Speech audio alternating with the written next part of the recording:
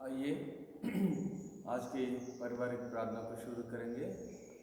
सर्वशक्तिमान परम पवित्र परमेश्वर पिता, धन्यवाद देते हैं आज के पारिवारिक प्रार्थना के लिए। आपकी उपस्थिति में आते हैं, आपके अनुग्रह दया चाहते हैं ताकि आप हमसे बातचीत करें, हमारा अगुवाई करें। प्रभु, आप तो अनुग्रह करने वाला परमेश्वर है। प्रभु, अभी तक हमें संभाले हैं, रक्षा किया है। प्रभु, फिर एक बार आपके पवित्र लहू के तले आते हैं, हमें दुआ और शुद्ध करो प्रभु। और आज अपनी आवाज़ हमें सुनाकर प्रभु हमें तृप्त करिएगा, हमें अगुवाई करेगा प्रभु, और इस गीत के द्वारा भी आपकी महिमा करने में सहायता करिए। धन्यवाद के साथ विनती यीशु मसीह के नाम में मांगते हैं, आमीन। गीत की संख्या 154। हम गीत गाएंगे और प्रभु की आराधना करेंगे। गीत की संख्या 154।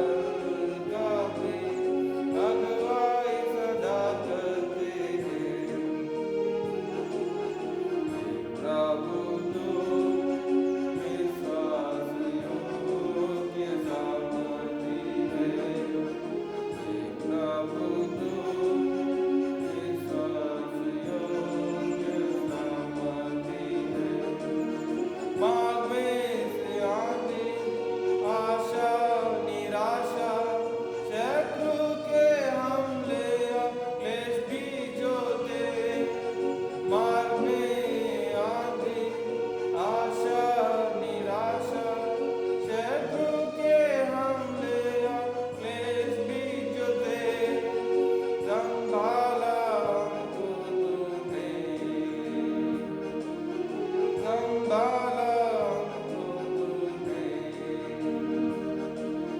अपनी प्रतिज्ञा पूरी की उसने, मीरा में दी है। अपनी प्रतिज्ञा पूरी की उसने, मीरा में दी है। प्रभु तो विश्वास योग्य समाधि है, प्रभु तो विश्वास योग्य समाधि है। ऐसा महान अद्भुत सच्चा दाता पितु दयालु है। ऐसा महान अद्भुत सच्चा दाता पितु दयालु है। प्रभु तो विश्वास योग्य समाधि है, विश्वास योग्य समाधि है।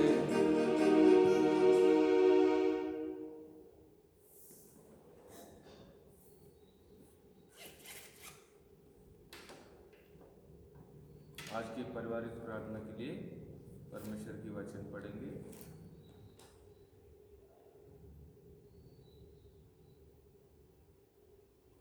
दूसरा सामुएल की पुस्तक और उसके 4 अध्याय, पूरा अध्याय हम पढ़ेंगे।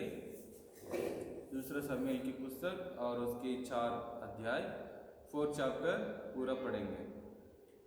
जब शाऊल के पुत्र ने सुना कि अब्नेर हेब्रोन में मारा गया, तब उसके हाथ ढीले पड़ गए और सब इस्राएली भी घबरा गए। शाऊल के पुत्र के 2 जन थे जो दलों के प्रधान थे, एक का नाम बाना और दूसरे का नाम रेकाब था। ये दोनों बेरोतवासी बेन्यामीनी रिम्मोन के पुत्र थे, क्योंकि बेरोत भी बेन्यामीन के बाग में गिना जाता है। और बेरोती लोग गित्तैम को भाग गए और आज के दिन तक वही परदेश होकर रहते हैं। शाऊल के पुत्र योनातान के एक लंगड़ा बेटा था। जब इस्राएल से शाऊल और योनातान का समाचार आया, तब वह 5 वर्ष का था। उस समय उसकी दाई उसे उठाकर भागी और उसके उतावली से भागने के कारण वह गिर के लंगड़ा हो गया। उसका नाम मफीबोशेत था। उस बेरोती रिम्मोन के पुत्र रेकाब और बाना खड़ी धूप के समय इशबोशेत के घर में, जब वह दोपहर को विश्राम कर रहा था, आए और गेहूं ले जाने के बहाने से घर में घुस गए और उसके पेट में मारा। तब रेकाब और उसका भाई बाना भाग निकले। तब जब वे घर में घुसे और वह सोने की कोठरी में चारपाई पर सो रहा था, तब उन्होंने उसे मार डाला और उसका सिर काट लिया और उसका सिर लेकर रातों रात अराबा के मार्ग में से चले। वे इशबोशेत का सिर हेब्रोन में दाऊद के पास ले जाकर राजा से कहने लगे, देख, शाऊल जो तेरा शत्रु और तेरे प्राणों का गाहक था, उसके पुत्र इशबोशेत का यह सिर है। आज के दिन यहोवा ने शाऊल और उसके वंश से मेरे प्रभु राजा का पलटा किया है। दाऊद ने बेरोती रिम्मोन के पुत्र रेकब और उसके भाई बाना को उत्तर देकर उनसे कहा, यहोवा जो मेरे प्राण को सब विपत्तियों से छुड़ाता आया है, उसके जीवन की शपथ, जब किसी ने यह जानकर कि मैं शुभ समाचार देता हूँ, सिकलग में मुझको शाऊल के मरने का समाचार दिया, तब मैंने उनको पकड़कर घात कराया, अर्थात उसको समाचार का यही बदला मिला। फिर जब दुष्ट मनुष्यों ने एक निर्दोष मनुष्य को उसी के घर में वरन उसकी चारपाई ही पर घात किया, तो मैं अब अवश्य ही उसके खून का बदला तुमसे लूँगा और तुम्हें धरती पर से नष्ट कर डालूँगा। तब दाऊद ने जवानों को आज्ञा दी और उन्होंने उनको घात करके उनके हाथ पांव काट दिए और उनके शव को हेब्रोन के पोखरे के पास टांगा दिया। तब इशबोशेत के सिर को उठाकर हेब्रोन में अब्नेर की कब्र में गाड़ दिया। प्रभु इस वचन को आशीषित करे। दाऊद की खरा चाल चलन इस अध्याय में हम देखते हैं। यहाँ दाऊद के विरोध में जो राज्य कर रहा था शाऊल की बेटा इशबोशेत, उसको उसकी भाई लोगों ने घात करके और दाऊद के पास कुछ सिंपैथी पाने के लिए कोशिश कर रहे थे, या तो कुछ अधिकार पाने के लिए या सुनाम पाने के लिए वो लोग इशबोशेत का सिर को लेकर दाऊद के पास गए हैं। देखिए, लोग मनुष्यों को प्रसन्न करने के लिए और अपने लाभ उठाने के लिए वो लोग क्या क्या करते हैं, सिर भी काट कर और दाऊद के पास ले गए हैं। वो जो काम किए हैं उसके द्वारा दाऊद का लाभ हो सकता है, फिर भी उन्होंने दुष्ट काम का लाभ उठाना नहीं चाहते हैं। वो दुष्टता का विरोध करना चाहते हैं, दुष्टता को नाश करना चाहते हैं। इसलिए जो खबर लेकर आए हैं कि शाऊल का बेटा इशबोशेत का मृत्यु हुआ है और उसका सिर लेकर आए हैं, उनको भी दाऊद ने घात करवाया। चुगली करना गलत बातें करके हम जानते हैं, लेकिन फिर भी कोई और हमारे विरुद्ध में जो चुगली करते हैं उसके समाचार हमारे तक पहुंचाएंगे तो हम बड़े इच्छा से पता करने के लिए उसके बाद सुनते हैं। प्रिय भाई बहनों, वो भी चुगली करने के पाप के समान है। प्रियो, अच्छा खबर होगा, आपके फायदा की खबर होगा, फिर भी वो गलत रीति से लाया जा रहा है। गलत का हमेशा विरोध करना ही है, तब प्रभु हमसे प्रसन्न होता है और हमारा चाल चलन खरा होता है। प्रभु की दृष्टि में हम अनुग्रह पाते हैं। कोई भी समाचार से कुछ भी लाभ होने वाला नहीं है जब तक यदि आपके प्रभु आपके साथ नहीं है। समाचार पता करने के लिए जितना भी कोशिश करें उससे कोई भी लाभ नहीं है। यदि प्रभु हमारे साथ नहीं है तो क्या लाभ का होता है कोई भी चीज़। इसलिए प्रियो, बाकी सारे यत्नों को करने से पहले प्रभु को प्रसन्न करना और उसके पक्ष में रहना, खरा जीवन जीना और दुष्टता को हमारे जीवन से अलग करना बहुत ही जरूरी है, बहुत ही प्रामुख्य की बात है। हमारा जीवन रात और दिन प्रभु के दृष्टि में खरा और सीधा होना चाहिए। जब प्रभु हमसे प्रसन्न होता है, हमारा दुश्मनों को भी हमारा दोस्ती बनाते हैं। इसलिए प्रियो, परमेश्वर के दृष्टि में हमारा चाल चलन को योग्य बनाना जरूरी है। दाऊद के पास जो उसकी लाभ का समाचार लाने के बाद भी दाऊद ने उनको घात करवाया, क्योंकि उन्होंने एक निर्दोष की प्राण को निकाले थे। भले उसके द्वारा दाऊद का भला ही क्यों ना हो, फिर भी दाऊद उसको बिल्कुल अंगीकार नहीं कर रहे। और उसके क्या किया है देखिए, उन लोगों का घात करने के बाद और उनके शव को उन्होंने क्या किए है देखिए। तब दाऊद ने जवानों को आज्ञा दी और उन्होंने उनको घात करके उनके हाथ पांव काट दिए और उनके शव को हेब्रोन के पोखरे के पास टांग दिया। वो उसके शव को टंगाए हैं, क्योंकि बाकी लोग भी जानेगा दाऊद ऐसे बुरी समाचार से वो प्रसन्न नहीं होगा, तो दुष्टता को प्रभु के लोगों के बीच में से उन्होंने नाश कर रहे हैं। प्रिय भाई बहनों, ये भी एक सुसमाचार प्रकट करना है, एक शिक्षा इस्राएलियों में प्रकट करना ही होगा, क्योंकि इस समाचार से अब कोई भी ऐसे काम करने से साहस नहीं करेगा और दाऊद के बारे में भी वो लोग अच्छे से जानते हैं। जब हमारा चाल चलन ठीक नहीं रहते हैं तो लोग भी ऐसे समाचार पहुंचाने के लिए, ऐसे गलत काम करने के लिए भी लोग हमारे पास आएंगे। जब हम सीधा रहेंगे तो लोग भी डरेगा। तो प्रियो, दाऊद जो खरा चाल की व्यक्ति है और जो समाचार उनके पास लाए हैं उनको उन्होंने घात करवाया, और दाऊद सीधा और खरा चाल चलन चलने वाला करके हम यहाँ उसकी गवाही देख सकते हैं। तो प्रियो, दाऊद का सा खरा जीवन और निर्दोष जीवन जीने के लिए प्रभु हमारा सहायता करें। आइए हम प्रार्थना करेंगे। सर्वशक्तिमान परम पवित्र परमेश्वर पिता, धन्यवाद देते हैं सुंदर समय के लिए। प्रभु, दाऊद दुष्टता से जो खबर लाए हैं उसको उन्होंने स्वीकार नहीं किया, जिन्होंने उस खबर को लाए उसको घात करवा के और टंगवा दिया प्रभु, ताकि सारे इसराइल लोग जाने कि इसराइल के राजा दाऊद खरा चाल चलन से चलने वाले और दुष्टता से भय रखता है।